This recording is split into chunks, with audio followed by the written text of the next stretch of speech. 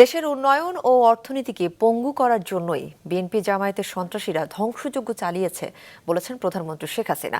আন্দোলনের নামে যারা তাণ্ডব চালিয়েছে দেশবাসীর কাছে তাদের বিচার চান তিনি। কোটা বিরোধী আন্দোলনে আহতদের দেখতে গিয়ে সকালে রাজধানীর পঙ্গু হাসপাতালে এসব কথা বলেন তিনি। আরও জানাচ্ছেন ইবতিসাম নাসিম মৌ।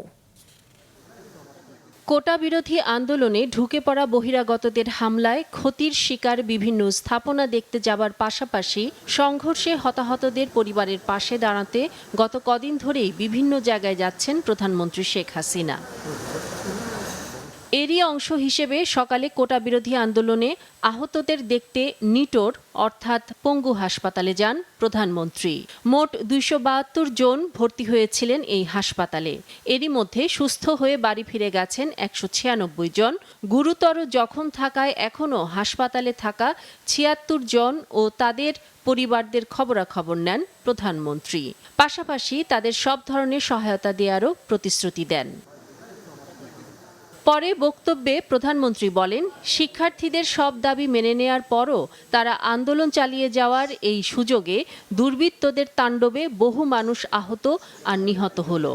যে সমস্ত ঘটনা ঘটেছে আর যেভাবে মানুষগুলি ক্ষতিগ্রস্ত হয়েছে আর যারা মারা গেছে, আমি তাদের আত্মার মাগফিরাত কামনা করি। আজকে চিকিৎসার জন্য যা যা লাগবে আমরা করে দিচ্ছি। আর যারা পা হারিয়েছে বা হাত হারিয়েছে আমরা কৃত্রিম পায়ের ব্যবস্থা করে দেব, যাতে তারা আবার সুস্থ মানুষের মতো চলতে পারে, নিজের কাজ করতে পারে।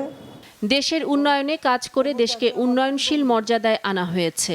মানুষের জীবনমান উন্নত হবার পরও কি অন্যায় তার প্রশ্ন রাখেন তিনি। কি অপরাধটা কি করেছি যেখানে আমি মানুষের ভাগ্য পরিবর্তনের কাজ করে যাচ্ছি, মানুষের জীবনমান উন্নয়ন করেছি। আজকে বাংলাদেশ সেই ২০০৮-এর বাংলাদেশ আর ২০২৪-এর বাংলাদেশ তো এক না। বাংলাদেশের মানুষের জীবনমান তো উন্নত হয়েছে। আমাদের অর্থনীতি আজকে কত উপরে উঠে গিয়েছিল এবং এটা মনে হলো যে এটা আর কিছুই না। এটা আমাদের অর্থনীতিকে সম্পূর্ণ পঙ্গু করে দিয়ে বাংলাদেশকে আবার ভিক্ষুকের জাতি করে দেওয়া। কিন্তু যারা এইভাবে আগুন দিয়ে পুড়িয়ে মানুষের সে কষ্টে আবার ফেলে দিল, তাদের বিচার দেশের মানুষকেই করতে হবে। এত ধ্বংসযজ্ঞ এবং আক্রান্তদের দায় দায়িত্ব কারা নেবে সেই প্রশ্ন রেখে আর কোনো মায়ের বুক খালি হোক তা কোনোভাবেই চান না বলেন প্রধানমন্ত্রী।